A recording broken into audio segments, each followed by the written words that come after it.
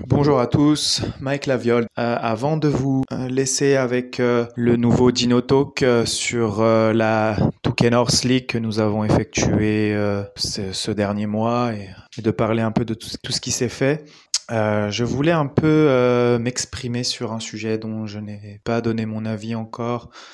Pour ceux qui me connaissent et ceux qui me suivent sur les réseaux sociaux, vous devez déjà connaître ma position, mais je tenais à m'exprimer sur ce qui s'est passé dernièrement, que ce soit aux États-Unis, en France et dans le monde entier, au sujet du racisme anti-noir et du racisme en général. Je tenais à m'exprimer, je pense que c'est important, je me sens concerné, mais je pense que tout le monde doit être concerné en tant qu'être humain, tout simplement. Je me sens concerné également en tant que suiveur de la NBA dans une ligue qui est composée à 75% de joueurs noirs et également par le fait que ma femme est franco-sénégalaise. Donc tout ça fait que je me sens concerné plus que jamais. Je pense qu'il est important d'agir. Je voulais revenir sur certains points pour commencer. Je vais commencer peut-être avec quelque chose qui semble banal, mais je voulais revenir par rapport à un message que Malcolm Miller avait posté sur Instagram et il avait eu beaucoup de retours et il disait que trouvait ça dingue car des gens me disaient même que le racisme n'existait pas. Donc je vais commencer avec une banalité. Oui, le racisme existe. Il suffit de regarder dans les livres d'histoire. Les pays occidentaux ont basé leur puissance et ont gagné beaucoup d'argent grâce à l'esclavage, à la vente d'êtres humains. Il faut quand même le souligner. Je pense que quand même le racisme, il est ancré dans nos sociétés. Je vais parler surtout pour la France, car je suis français, c'est là dont je viens. Et parfois, on peut même être raciste et dire des choses racistes sans s'en rendre compte, parce qu'en fait, c'est tellement ancré dans notre société. Alors, je dis pas qu'il faut avoir honte d'être français, mais je dis quand même qu'il faut en être conscient et assumer notre passé. Déjà, voilà, c'est la première chose sur laquelle je voulais revenir. Ensuite, je voulais parler d'un mouvement qui me fait vraiment rire. Je voulais parler de All Lives Matter. En fait, ça montre clairement que ces gens-là n'ont rien compris, mais vraiment rien compris. Alors, je sais pas s'ils sont bêtes ou s'ils le font exprès, mais ça montre vraiment que ces gens-là n'ont rien compris à ce qu'est le Black Lives Matter.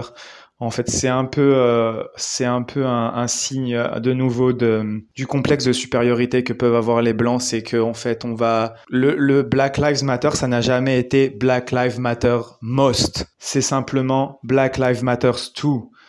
On veut que la vie des Noirs soit considérée comme celle de tout le monde. Donc dire All Lives Matter, en fait, ça n'a pas de sens, car tout simplement, on sait que la vie de tout le monde compte. C'est simplement qu'on aimerait que la vie des Noirs compte autant que celle de tout le monde. Je vais prendre des exemples tout bêtes. Est-ce que vous entendez souvent dans les news que un blanc a été tué par les policiers du fait de sa couleur? Non, pas du tout.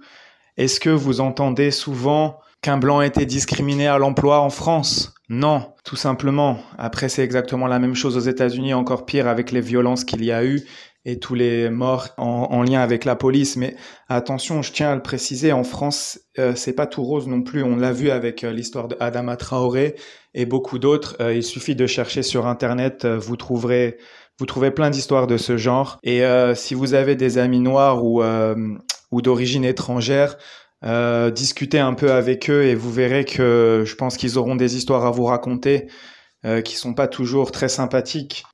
Et enfin, je voulais revenir en troisièmement sur un concept qui est le concept de privilège blanc. C'est pareil, c'est quelque chose qui existe et on peut pas le nier. Moi, je l'ai vécu moi-même, tout simplement par lorsqu'on est blanc et qu'on se fait arrêter par la police, si on n'a rien à se reprocher, on n'a aucun sentiment de peur ou quoi que ce soit. Je sais que si je me fais arrêter et que j'ai rien fait, je ne risque pas d'avoir de problème, je n'aurai pas peur pour ma vie. Et même si j'ai fait quelque chose, je vais revenir derrière, il y a 3 jours exactement, non il y a 2 jours, je me suis fait arrêter par la police ici à Toronto alors que je ramenais ma voiture de location. Et en fait j'ai fait une petite bêtise sur la route, j'ai tourné à gauche alors que c'était interdit et je me suis fait arrêter. Et je savais très bien que au pire j'allais recevoir une amende, mais j'allais pas me faire sortir de la voiture, plaquer sur le capot ou quelque chose comme ça. Et il faut savoir que pour les Noirs ce sentiment existe.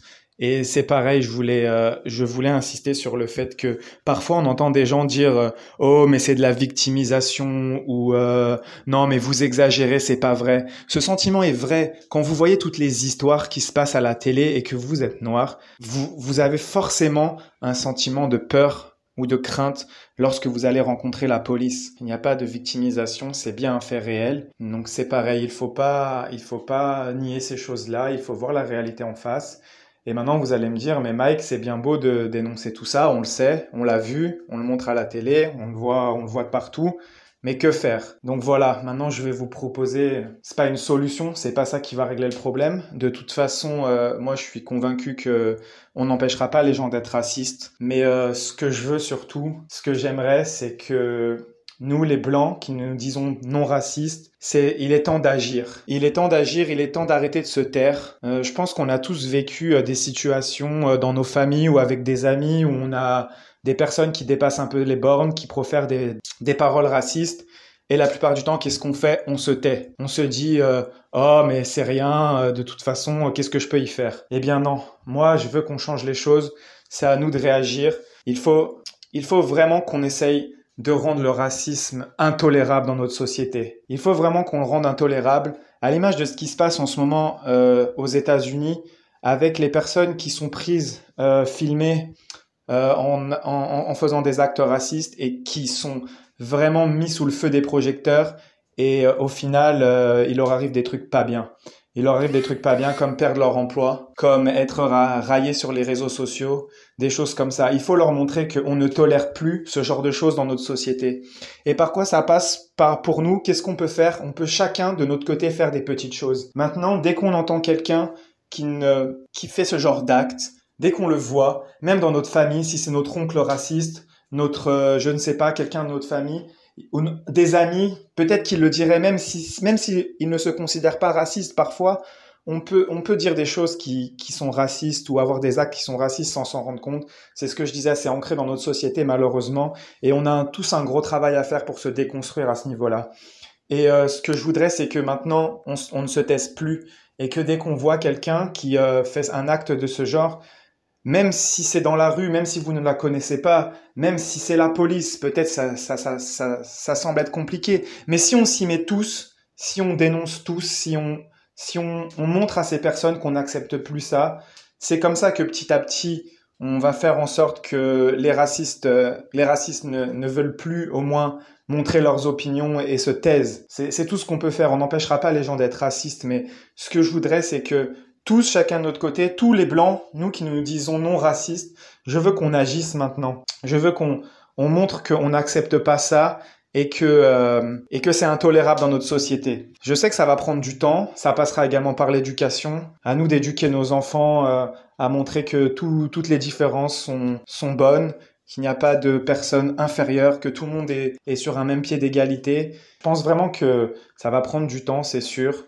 Mais il faut que chacun agisse de son côté.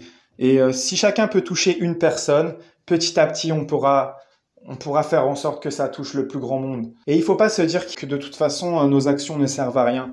Chaque petite action peut avoir un effet.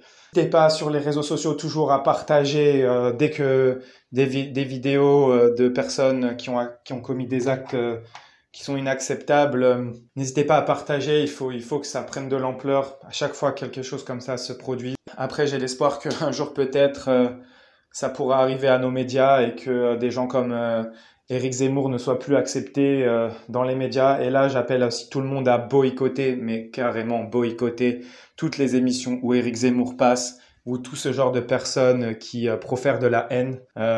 Après, je sais que des gens vont me dire « Oui, mais le racisme, il n'y a pas que les blancs, ce genre de choses. » Déjà, premièrement, le racisme anti-blanc n'existe pas. Déjà, il faut être clair. Ce n'est pas du racisme. Le racisme, c'est une classe dominante qui va discriminer ou considérer inférieures des personnes qui sont en minorité. Donc, si vous êtes blanc, il vous arrive que quelqu'un vous dise sale blanc, c'est tout simplement soit de la haine envers vous ou des insultes, mais en aucun cas c'est du racisme. Voilà, je tenais à le préciser également. Donc voilà, moi je vous invite tous à boycotter toutes ces personnes qui disent de la haine quand elles passent sur les chaînes, tout simplement parce que s'ils sont encore là, c'est parce qu'ils font de l'audience malheureusement. Laissons les racistes entre eux, laissons les racistes regarder les racistes à la télé et j'ai foi quand même en notre pays qu'ils ne sont pas si nombreux que ça. S'il n'y a que les racistes qui regardent et que les audiences ne baissent pas, là je commencerai à m'inquiéter. Mais j'ai quand même foi en l'humanité et j'ai quand même foi en tout le monde qui dit qu'il n'est pas raciste. C'est un gros travail pour se déconstruire. Moi-même, avec ma femme, parfois, je peux avoir des remarques ou des propos qui sont pas forcément acceptables et acceptés, et des fois, on s'en rend pas compte. Il faut travailler sur soi. Il faut tout simplement faire confiance à sa part d'humanité, je pense. Voilà le petit message que je voulais passer. Je vous laisse avec ce Dino Talk sur un sujet un peu moins grave, un sujet de jeu vidéo avec la 2K League, première saison qui s'est terminée le week-end dernier avec la victoire de Ben en finale face à Jérémy. Allez, à bientôt et let's go Raptors!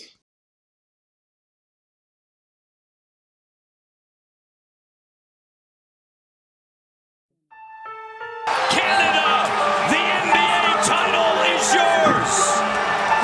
The Toronto Raptors are the 2019 NBA champions. Serge Ibaka, say it, Jack, say it, rack it up, DJ. Serge Ibaka said, no, get that garbage out of here. 112, 109. Pascal, the three, good! All-star. Swatted by Boucher. Chris soaring in, finger roll. Little French pastry right there. Gotta love it. Bonjour. Ça va? Ça va bien. Et toi, ça va? Ça va bien, ça va bien.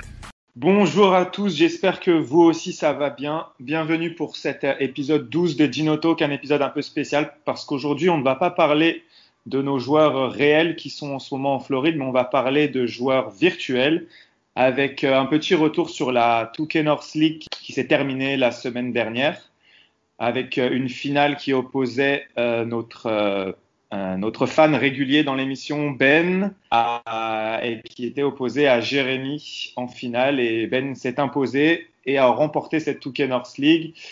Avec moi aujourd'hui justement j'ai quelques participants. J'ai Ben qui est avec moi. Salut Ben. Salut Mike, salut à tous. J'ai également ton adversaire en finale, Jérémy. Salut Jérémy. Salut à tous. Et avec moi également Mathis. Salut Mathis. Salut à tous. Pour resituer un peu, on va donner vos pseudos sur Twitter parce qu'on a plus donné les pseudos que les prénoms dans les résultats qu'on a pu communiquer. Donc Ben, vous le connaissez, c'est le fan de Fred VanVleet, donc Frederico ou hashtag Fred VanVleet avec plusieurs E, c'est ça? C'est ça. Pour Jérémy, c'est Jean-Loup, c'est ça? Non, sur Twitter, c'est LordTJBZH. Voilà. En fait, je voulais pas le dire parce que je m'en rappelais plus. Et enfin, on a Mathis, hashtag Frémont ou Man on the Moon dans le pseudo. Voilà, parfait, on a fait les petites présentations. Pour commencer, je vais faire un résumé rapidement de la compétition en tant qu'organisateur. Alors, on a eu une saison régulière qui a été un petit peu longue. On a eu un peu de mal à respecter les délais, on va dire. Au final, on a eu Smokers, Quentin, qui a dominé la saison régulière avec un bilan de 7 victoires, 0 défaites, un Steve Nash que personne n'arrive à arrêter, qui tourne à 40 points de moyenne sur la saison.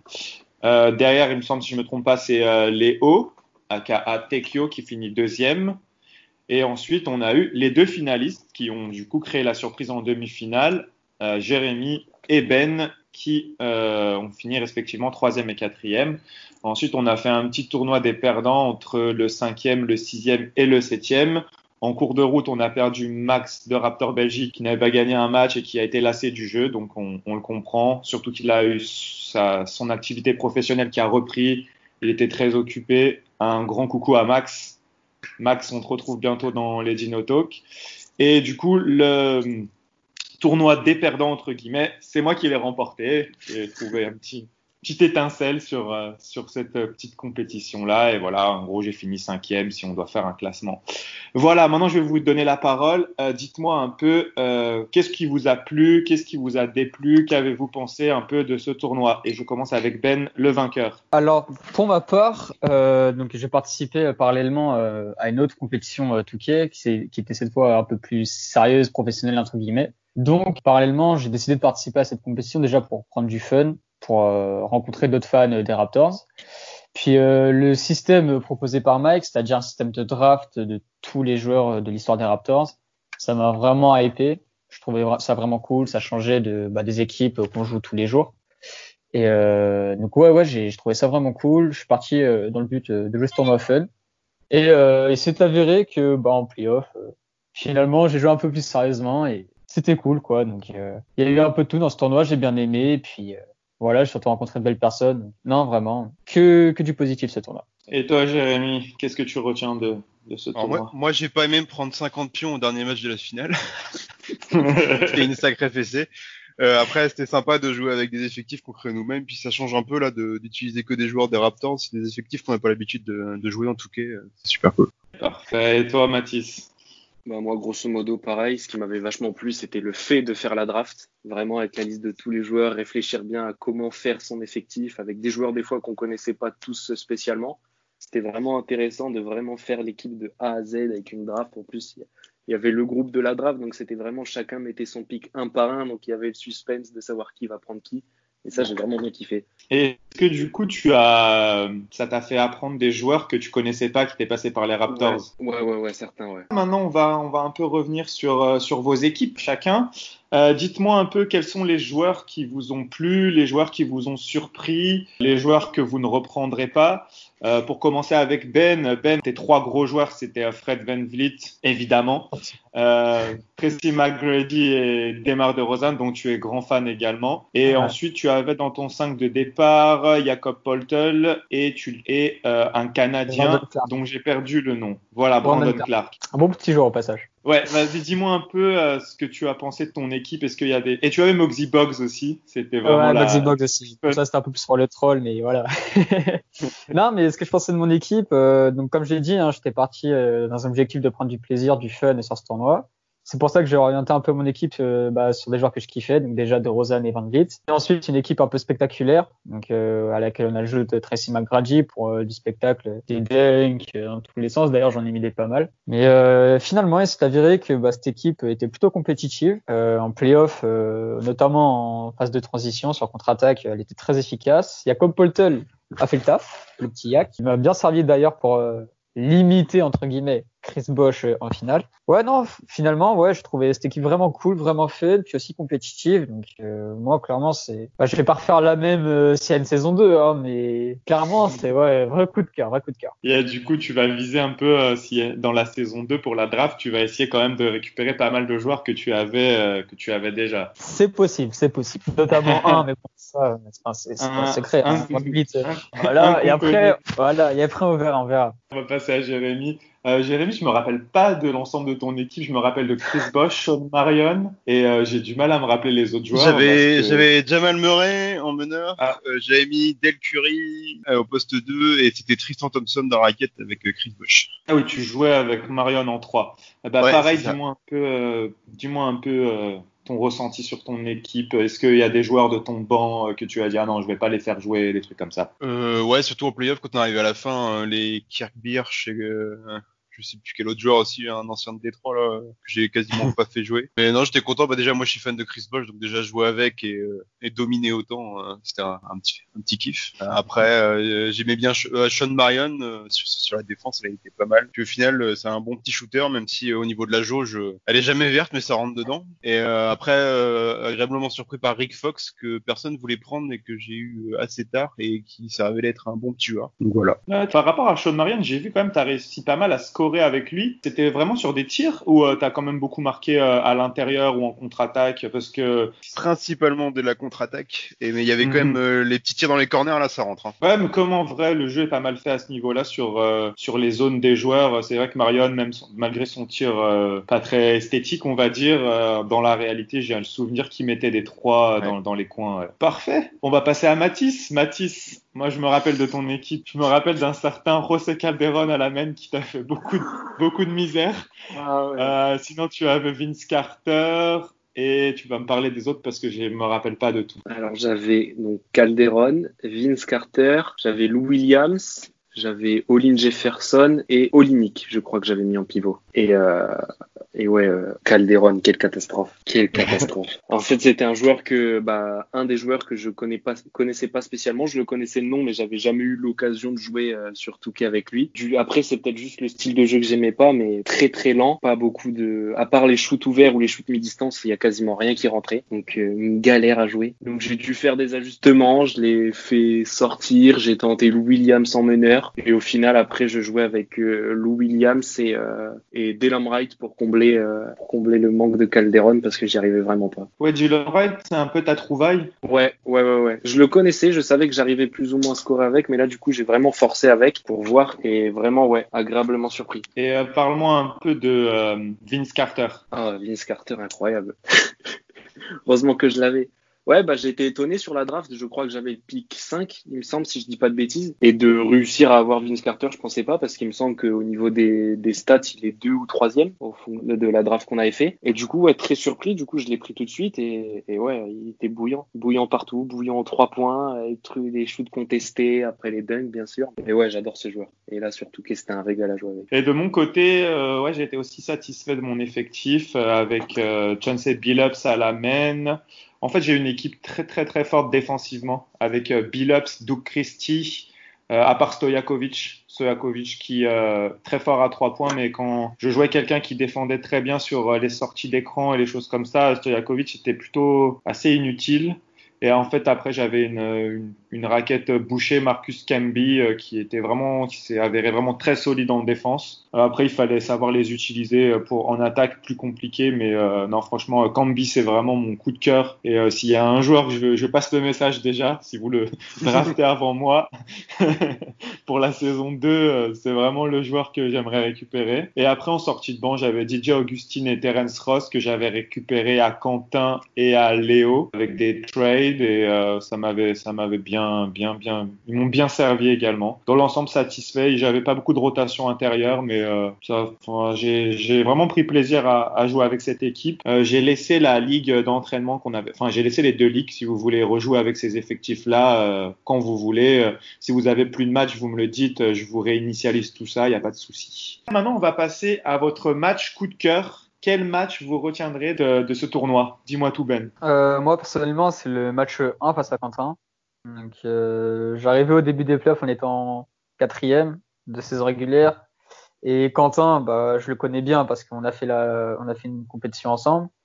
Et il est très très fort. Et en plus, il avait Steve Nash qui gérait à la perfection. Donc j'arrivais au début du match en n'ayant pas trop d'attente, en me disant bon, je vais essayer de limiter la case, peut-être prendre un match. Et finalement, j'ai réussi à orienter mon équipe vers plus un côté compétitif que j'avais pas trouvé jusque-là. Notamment avec DeRozan et McGrady, j'ai réussi à faire une bonne rotation. Il y avait toujours un des deux sur le terrain, ce qui faisait que j'étais toujours efficace, que ce soit en contre-attaque ou sur phase placée. Et face à Quentin, au final, premier match, j'ai beaucoup de réussite, je défends bien, donc ce qui m'offre plein de contre-attaques avec, comme j'ai dit, DeRozan et McGrady. Donc je gagne de plus 30 et c'est un peu le match référence entre guillemets parce qu'il m'a permis de découvrir le côté compétitif de mon équipe, en plus du côté fun que j'y avais déjà et que j'ai toujours eu ensuite.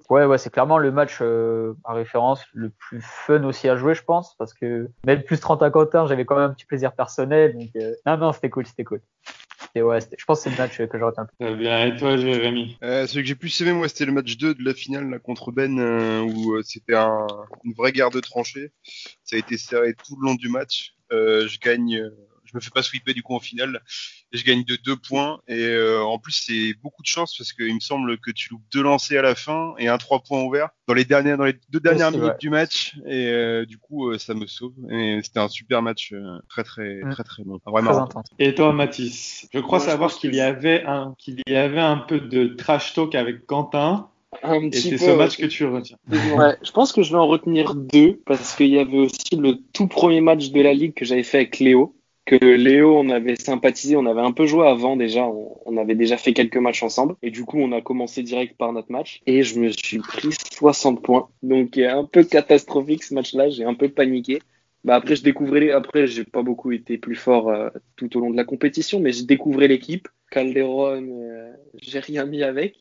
Et du coup, ouais, 60 points, ça m'avait surpris. Donc après, j'ai essayé de faire des ajustements. Et après, le deuxième match, c'était le match contre Quentin. On s'était trash talk un peu sur le groupe où il m'avait dit qu'il mettrait 70 points avec Steve Nash. Et du coup, j'ai essayé de m'entraîner un peu justement pour pas me prendre les 70 points. Et au final, j'ai été surpris parce que mine de rien, c'était le match qui me faisait le plus peur niveau écart de niveau que j'avais. Et j'ai été surpris parce qu'au final, j'ai réussi à plus ou moins le tenir tout le match. Bon, le Steve Nash, j'ai pas réussi à le tenir, mais Quentin, dans l'ensemble, ça allait. Et au final, j'ai perdu de seulement 2 points. Donc j'étais quand même surpris. Et pour la petite histoire, il m'a pas mis les 70, il m'en a mis que 69.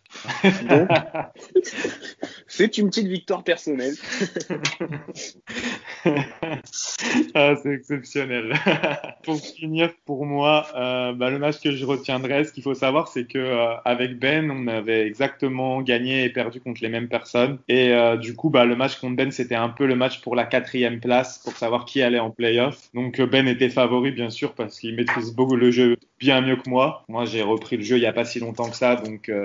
Mais je me suis surpris, j'ai tenu tout le long aussi. Et malheureusement, j'ai craqué à la fin. J'avais le 3 points pour égaliser. Et la sortie d'écran de Stojakovic, je pense qu'il aurait été libre, mais j'ai fait la passe trop tôt et du coup, il est parti à 2 points. Et ensuite, j'ai essayé de reculer tant bien que mal, mais moi, je gère pas le truc que tout le monde fait et qui marche bien, le step back pour se libérer et shooter. Et ça, je sais pas faire. J'ai essayé, j'ai tourné les joysticks dans tous les sens. Mais il a fait un tir en déséquilibre à 2 points qui n'est pas rentré. Et puis, du coup, voilà, j'ai perdu comme ça. Mais franchement, j'étais content de moi. Et je pense que Mathis et moi, on est les deux qui ont vraiment le plus progressé sur cette compétition du début à la fin. Parce que moi, je me rappelle de mon tout premier match contre Max, c'était pas beau à voir.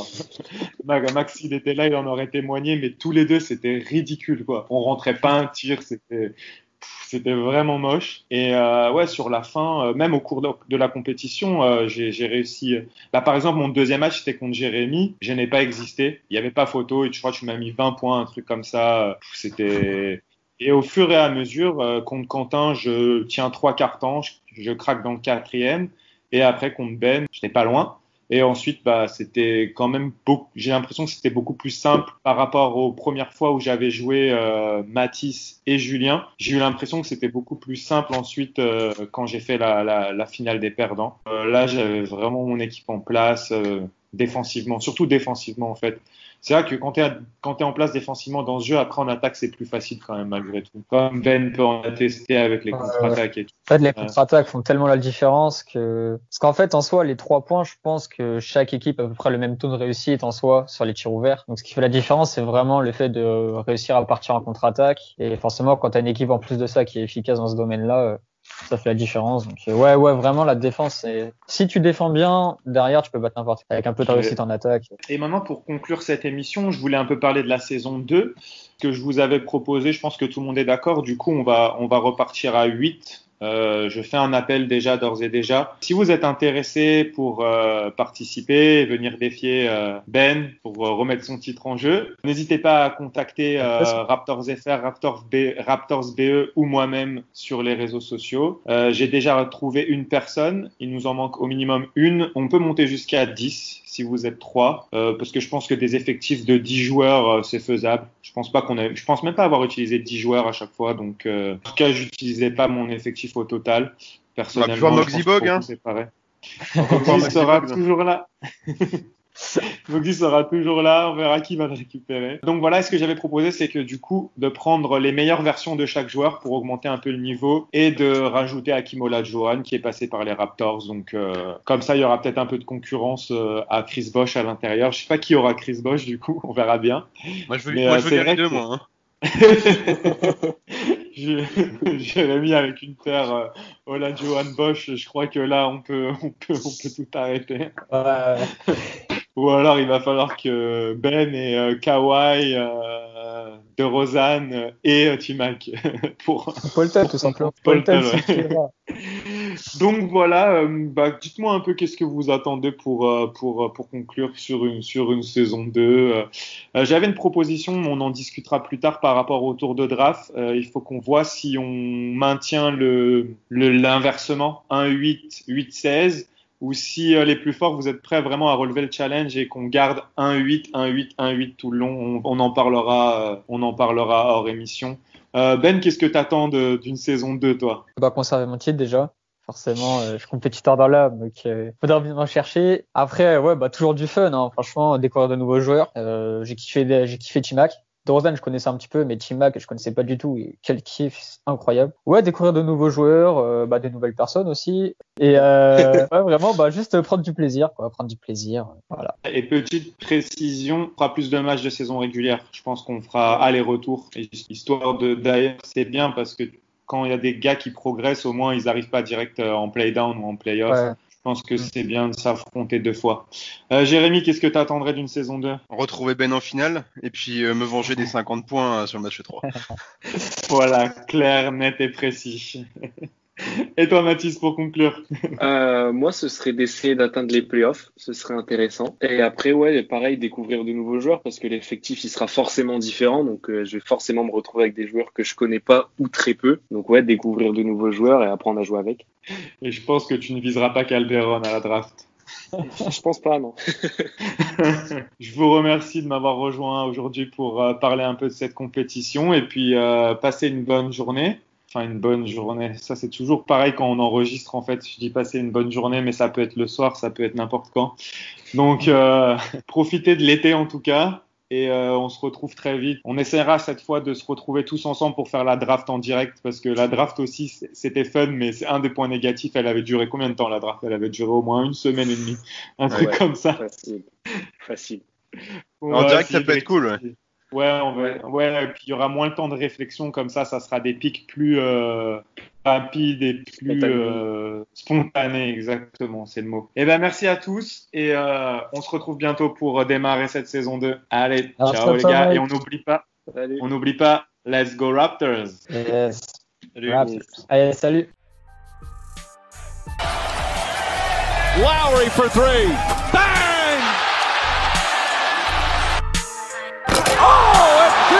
It's over! It's over, ladies and gentlemen!